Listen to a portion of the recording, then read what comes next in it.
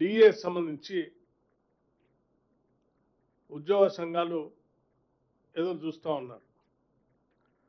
దీనికి సంబంధించి ఆర్థికంగా ఉన్నటువంటి పడేటువంటి భారాన్ని కూడా లెక్కలు కట్టి ప్రస్తుతానికి 2 డిఏలు ఉద్యోగ సంఘాలకి ఉద్యోగస్తులకు ఇవ్వాలని, ఒక డిఏ ఇప్పుడు వెంటనే చెల్లించాలని, అట్లాగే ఇంకొక డిఏ ఒక 6 నెలల తర్వాత చేపట్టాలని నిర్ణయం చేయడం జరిగింది. ఒక డిఏ ఇప్పుడు, ఇంకొక డిఏ ఒక 6 నెలల తర్వాత.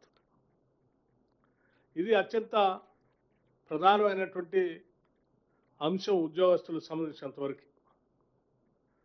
అట్లాగే ఆర్థికంగా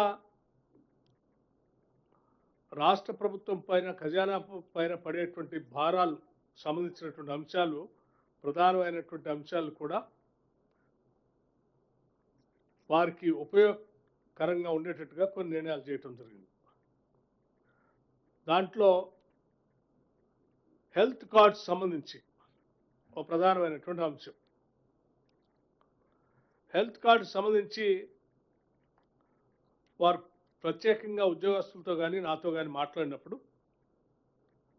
ప్రతి ఉద్యోగి 500 రూపాయల లెక్క కాంట్రిబ్యూట్ చేస్తూ సంవత్సరానికి వారు పోగేసినటువంటి అమౌంట్కి సమానంగా ఈక్వలెంట్ అమౌంట్ని రాష్ట్ర ప్రభుత్వం నుంచి కూడా కాంట్రిబ్యూట్ చేసి దాన్ని ఒక ట్రస్ట్ రూపేణా ఏర్పాటు చేసి, ఆ ట్రస్ట్కి సంబంధించి రాష్ట్ర ప్రభుత్వ ప్రధాన కార్యదర్శి స్థాయితో ట్రస్ట్ చైర్మన్గా,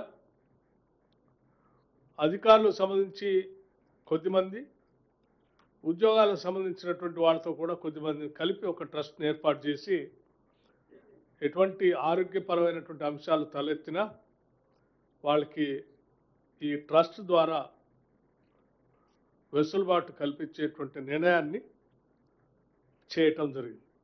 ఉద్యోగస్తుల కోరికని సంపూర్ణంగా అంగీకరించి దీన్ని కేబినెట్ ఆమోదించింది.